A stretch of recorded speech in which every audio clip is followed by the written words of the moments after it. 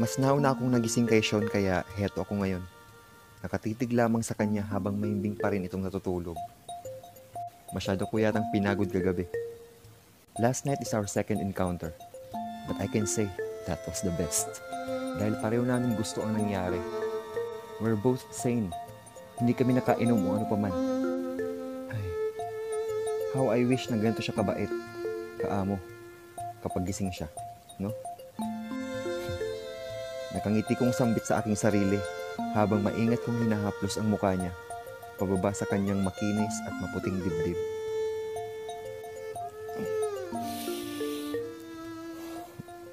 You're awake? Sad ko sa kanya. Bigla siyang napabalikwas. Anong oras na? Good morning muna. Siguro pwede? It says here it's already 9 o'clock. Ano? Bakit hindi mo ko ginising? Late na naman ako nito. Dadaan pa ako ng ospital eh. Hey, easy. Have you forgotten kung sinong kasama mo ngayon dito sa loob ng kwarto? Natigilan ito ng mapagtanto niya. Agad kong hinawakan ang mukha niya paparap sa akin. There. Morning kiss. What do you want for breakfast? I'll cook. Malambing na tanong ko sa kanya. Kahit ano. Sige na, maliligo na ako. Aray! Why? Anong masakit sa'yo? Napangiwi ito at napahawak sa kanyang balakang. Wala. Kasalanan mo to. Sige na. Mauna na ako maligo ha. Dadaan muna ako kay nanay bago pumasok sa trabaho. Okay, ihahatid kita. Sabay na tayo pumasok sa trabaho. Sagot ko naman at napatango na lamang siya. At dahan-dahan itong tumayo at naglakad papuntang banyo. Napangiti na lang ako dahil nakalimutan niya yatang wala siyang suot ng kahit ano. Kaya bigla na namang nabuhay itong nasa ibaba ko. Sean, do you need the company? Sabay na tayong maligo. Itong kamao ko, gusto mo? Magluto ka na nga.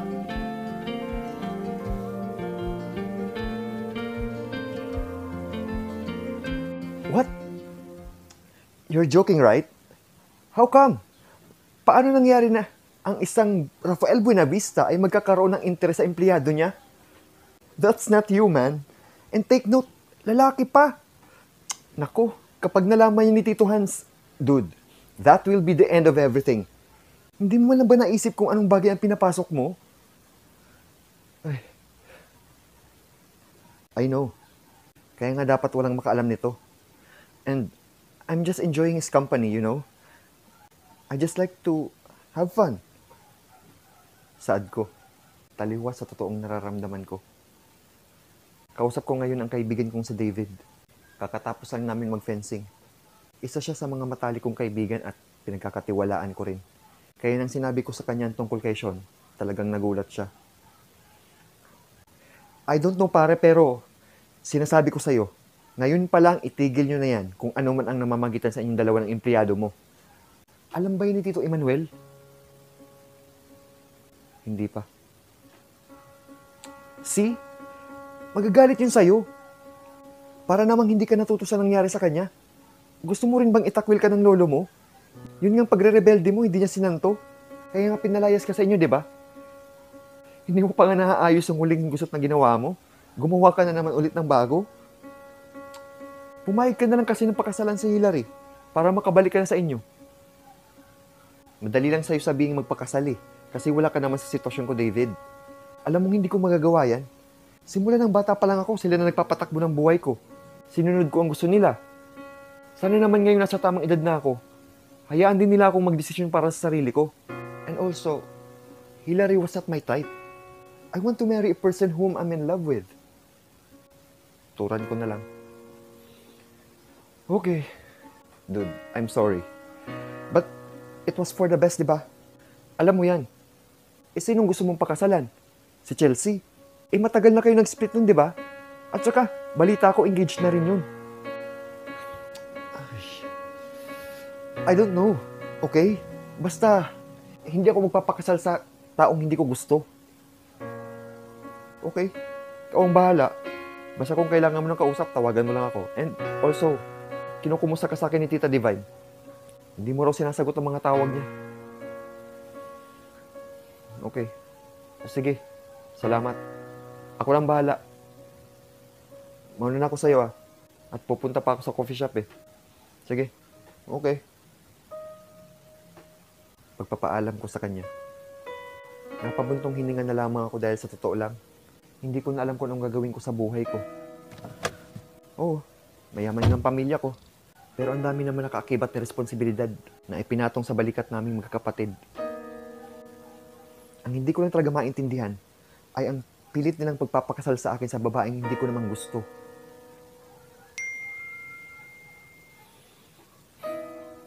How are you, son? I'm hoping na makita kita sa birthday party ng lolo mo. Please be here. We missed you so much. Hindi na lang ako nag-reply. Hindi ako galit kay mami. Nagtatampo lang ako sa kanya dahil hindi niya man lang kaming maipagtanggol. Kaming magkakapatid, kay dad at kay lolo. Sunod-sunuran kasi siya kung anong sabihin nila. Yun na yun. Kahit labag sa kalooban namin, wala na siyang gagawin.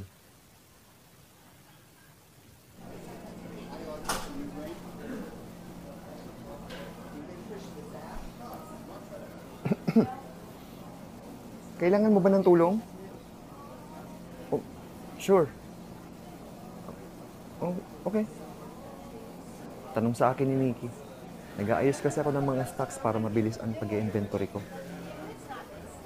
Wala ka na bang gagawin doon? Wala. Wala pa namang bagong customer dumating. Okay. Sean? Ano?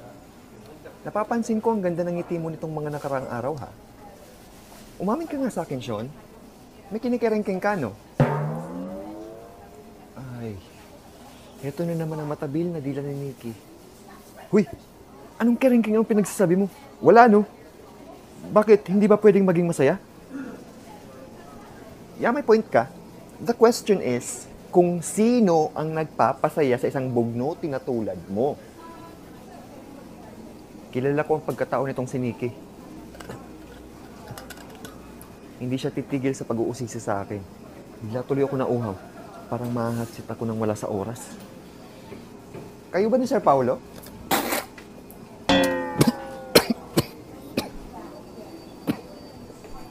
Ano? Anong... Walang kami, okay? Oh, okay.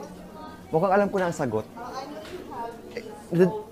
Nagkataon lang na nadadaanan niya ako habang papunta siya dito. Kaya isinasabay niya ako. Yun. Mabait lang si sir. Depensa ko. Hindi ko na kasi alam kung anong irarason ko.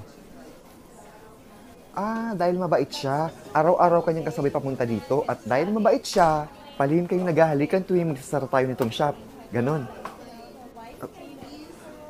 Paano ko nalaman? Nakikita ko. Hinihintay lang naman kita na sabihin mo sa akin, pero wala eh. Kailangan pa kitang pilitin. Walang kami, okay? Nabingi ako. Ano yun? Walang kami. Anong wala kayo? Hindi naman ginagawa ng tao araw-araw yung ginagawa nyo, no? Tapos i-deny mo pa? Oy, kaibigan mo ko. Bakit itinatanggi mo? Okay lang naman sa akin kung maging wala lang kami, okay? Eh bakit nga? Wala naman kaming malinaw na usapan tungkol dun. At saka, hindi pa ako handa. Ang dami ko ng problema para dagdagan pa. Basta okay kami sa ganitong setup. Pagpapaliwanag ko. So, paano yun? Hindi ka pwede magselos kapag may nilalandi siyang iba? Hindi ka pwede magbawal kung hindi mo gusto ang ginagawa niya tuwing hindi kayo magkasama? In short, situationship. Naku, ang hirap naman na pinapasok mo, Sean. Sinasabi ko sa... Am I interrupting something? Si Sir Paulo na biglang sumulpot sa kung saan. Hindi naman po, sir. Napansin ko lang kasi na parang ang blooming ng aura ngayon ni Sean. Di ba, sir? Kaya tinatanong ko kung Anong secret niya kung paano maging ganito ka-fresh? Yeah, I agree with you, Nikki. Nahalata ko rin at mukhang masigla siya magtrabaho at hindi na rin mainitin ang ulo. Something good had happened, I guess. Am I right, Sean? Anong pinagsasabi ng lalaking to? Mamaya ka sa akin. Sir, maiwan ko na ho kayong dalawa. May customer na eh. Okay, sige. Thanks, Nikki. Naiwan na lang kaming dalawa ni Sir Paulo dito sa loob. Bigla na lamang itong ngumiti sa akin. Anong meron? Ba't ngumingiti ka dyan? Nagpatuloy na lang ako sa aking ginagawang paglilista. Walang ano-ano eh. Bigla ko na lang narinig ang paglak ng pintuan. Dahan-dahan siyang naglakad papalapit sa akin kaya napatigil ako sa aking ginagawa. Oh, dyan ka lang. Dahil ba sa akin kaya lagi kang ganado magtrabaho? Tanong nito. Hanggang sa naglapit ang mga katawan naming dalawa. Ano bang pinagsasabi mo? Di mo... Natigilan ako nang idinikit niya ang kanyang hintuturo sa labi ko. Shh. Just keep quiet. Let me kiss you. Okay?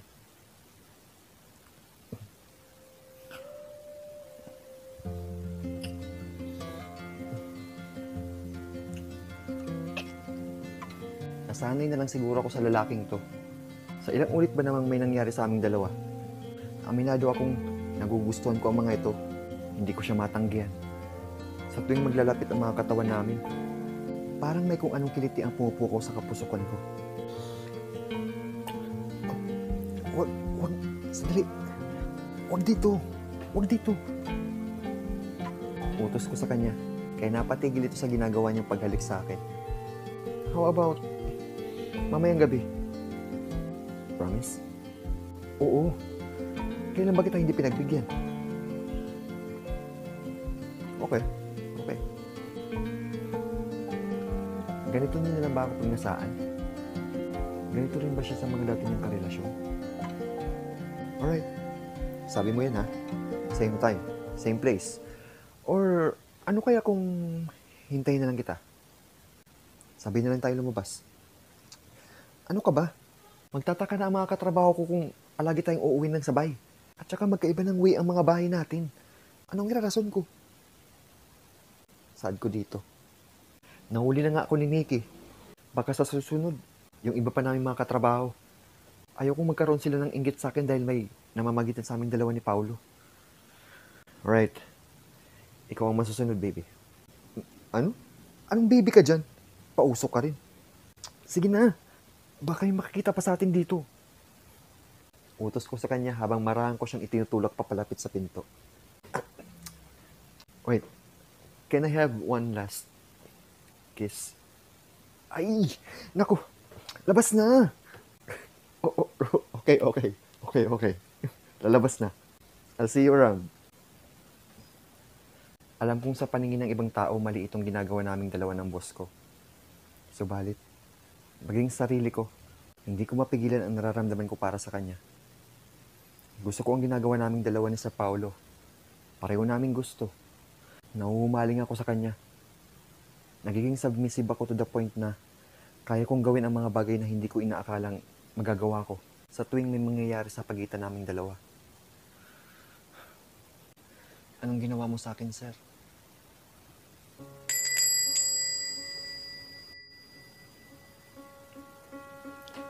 Pumasok ang isang maganda, sexy at eleganteng kumilos na babae at dumiretso agad ito sa counter ng coffee shop. Tinanggal nito ang suot nitong branded na eyeglasses bago tinignan ngayon ang nakatitig lamang sa kanya na si Nikki. Good morning, ma'am. Can I take your order? Oh, well, maybe later. I'm in no rush naman. Actually, I'm here for Rafael Buenavista. Sino ho sila? Oh, do I have to introduce myself to you? Okay, I'm Hillary, his fiancé. Sige po, puntahan ko lang. Oh, no need. I can manage. Just tell me which way. I already plan to surprise him, so where is he? Okay ho, pagpasok niyo po dyan sa pintong yan, diretso, tapos kaliwa kayo, tapos sa pinakadulo nandun po yung opisina ni sir. Opo. Good. Thanks. Pagpapaalam ng babae sa kanya, sabay naglakad na ito papunta sa pintuang itinuro sa kanya.